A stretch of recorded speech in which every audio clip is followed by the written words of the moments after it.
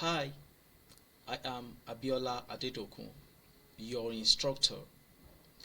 Your recommended textbook is the 17th Canadian edition, Fundamental Accounting Principles, Volume 1. This textbook is your recommended textbook for this course. It is by Kermit Larson, Heidi Dieckman, and John Harris.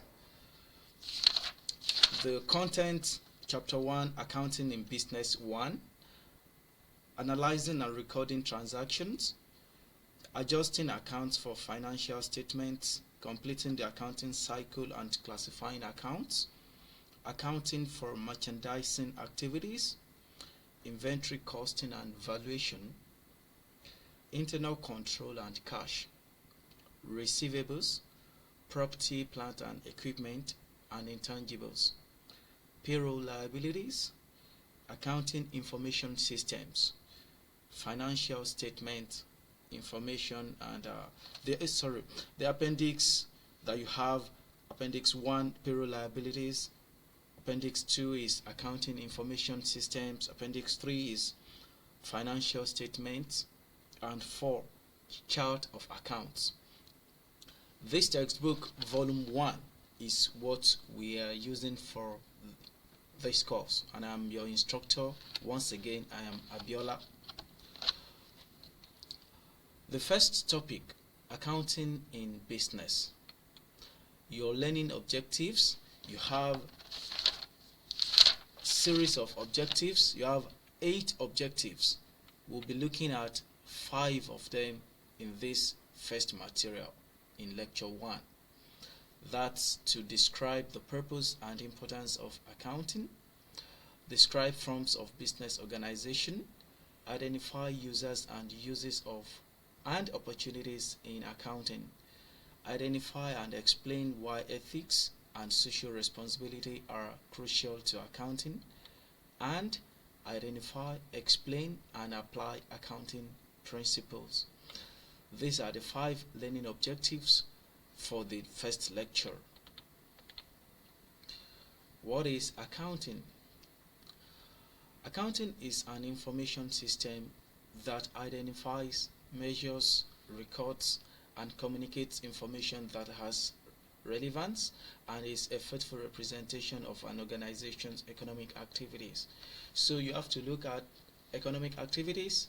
It has to have a value to the business, and it is about sharing information that can be measured, that is recorded, and identifies and communicates it to stakeholders, users of accounting information that we look out, that we'll explain also later in this chapter.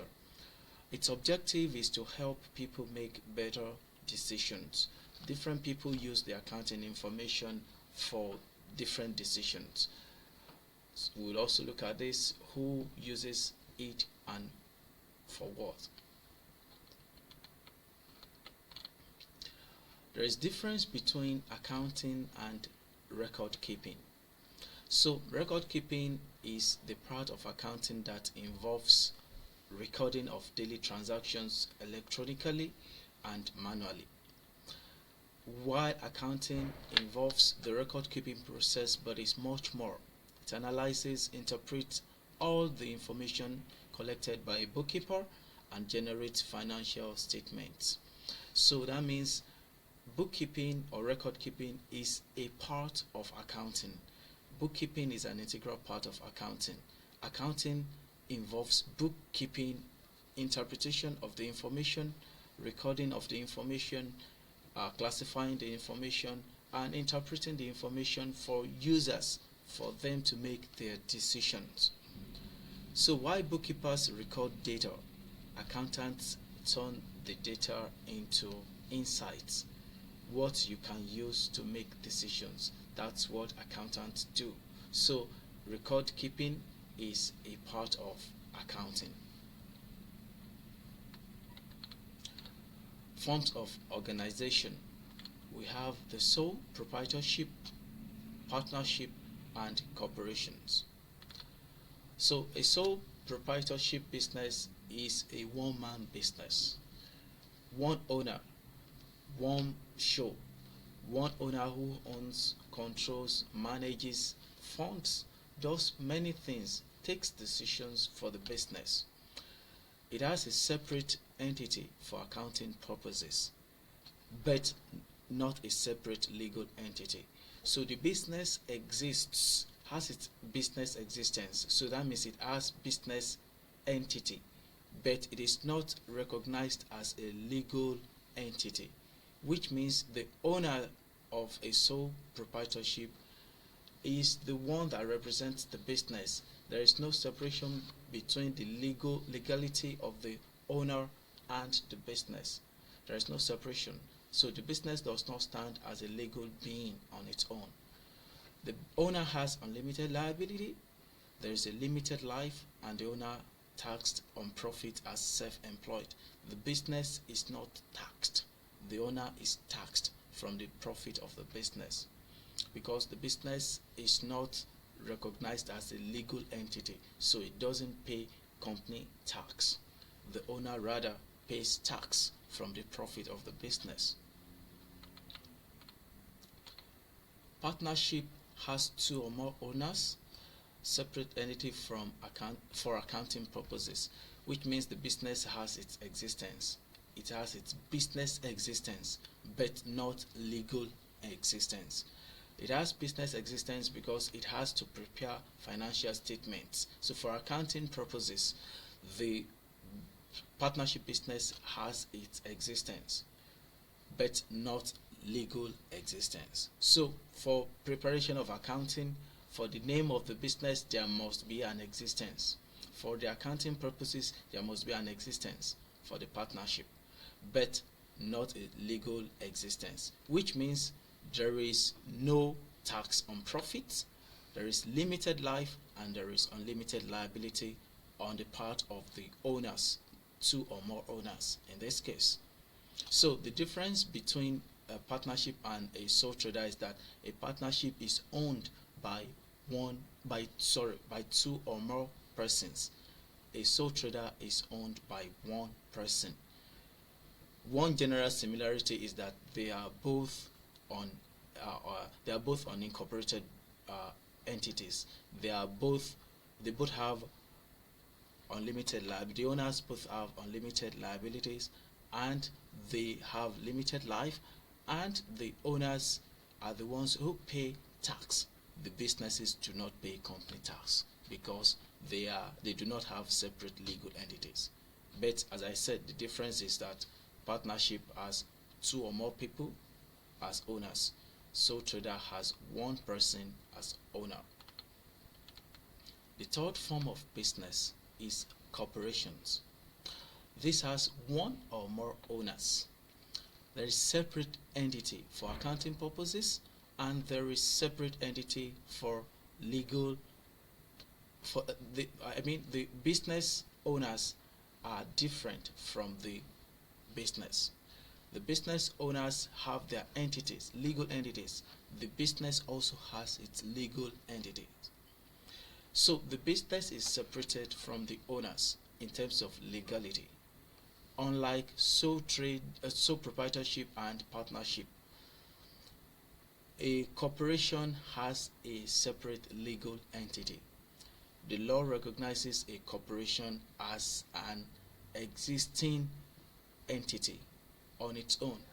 Thereby, it will pay tax on its profits because it is an entity recognized by law. There is unlimited life, which means the unavailability of the owners does not mean unavailability of the business, and vice versa. The business existence is different from the existence of the owners. They are not the same. And the owners have limited liabilities. The owners have limited liabilities, which means what the owners have invested or have guaranteed would only be the liability of the owners in case of any situation happening with the business that requires anything in court. The owners would not go as long as taking their personal belongings to take care of business liability. No, for corporations. No. It happens for a sole proprietorship and partnership. The owners have unlimited liability, which means even if the business is having debts it should pay and is not able to pay from its assets, the owners would go ahead to, even from their belongings, personal belongings, or anything they have outside the business, they will have to pay. That's partnership and sole trader. But in corporation, the owners have limited liability and there is unlimited life for the business. The third section in this chapter is the users of accounting information. You remember earlier I said that accounting involves preparing information and interpreting it for users to make decisions. So, who are the users of accounting information? Accounting is a service activity that provides information to help internal and external users make decisions. Users making decisions, they need information to make the decisions, and accounting prepares such information for them. There are two categories of users: the external users and the internal users. The external or stakeholder users are lenders, the shareholders, government, customers, investors, and the community. They need this information to make their informed decisions. Lenders, for instance, would need the accounting information in order to know the ability of the business to pay back should there be an amount to lend out to the business. Should any amount be lent out to the business, does the business have the ability to pay back? Shareholders, they want to know the ability of the business to return from the something on their investments. So they want to know if the business would return, if they would have returns on any investment they have with the business. Government, to know the ability and the amount of tax, for instance, that the business should pay. Customers also have the need of the information to know the viability of the business, perhaps to be able to continue to provide them good products and services. Investors, they want to know if they should invest or not, if they would have returns on their investment, if it will be huge returns, or if it is going to be sustainable, or if whether their investment might be at risk or otherwise. The local community at large would also want to know the information to assess the ability of the business to continue to operate in an environmentally safe situation. Community includes the environment, so they want to know whether the business would be able to sustain would have its sustainability to the environment, and from several other reasons. However, the internal users they use the information to decide for the business. Technically, they use the information to help the business in one way or the other. So we have the officers, the controllers, the managers, the internal auditors, and the sales staff. These are the users of accounting information.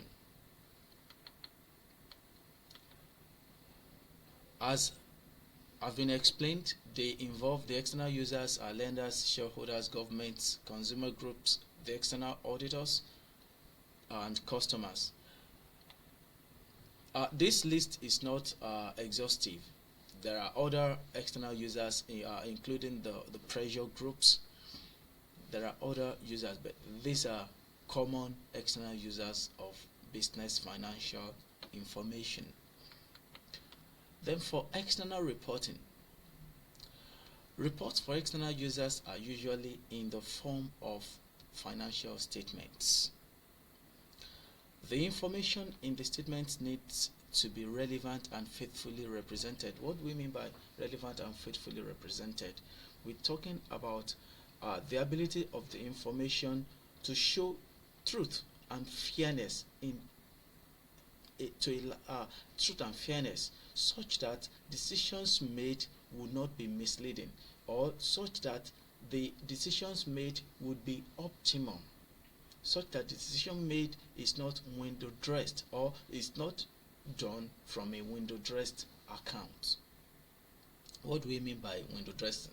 A bit of deviation now, but we'll talk about it in details later. Window dressing is preparing or presenting accounting information in a way that flatters the performance of the business more than it is actually. It is preparing the financial statement to flatter the performance of the business more than it really is. So it is not ethical performance to window dress an account, because it is not going to show a faithful representation of the business financially. Then we talk about the generally accepted accounting principles, GAAP. They are the underlying concepts that make up acceptable accounting practices. So they are important in increasing the usefulness of financial statements to users. So what do we mean in essence? We mean that financial reporting should follow the generally accepted principles, GAAP. It must be done such that there is faithful representation of the financial position of the business. It must be presented that there is truth, there is fairness. It must be presented such that there is no window dressing. It must be presented that such that the users, both the external and the internal, would have credible information to make informed decisions. So at this point, we'll round off lesson 1 for chapter 1. In the next class, we'll continue from this point. If there is any question, you can make a comment to the video and it will be responded to accordingly. Thank you very much.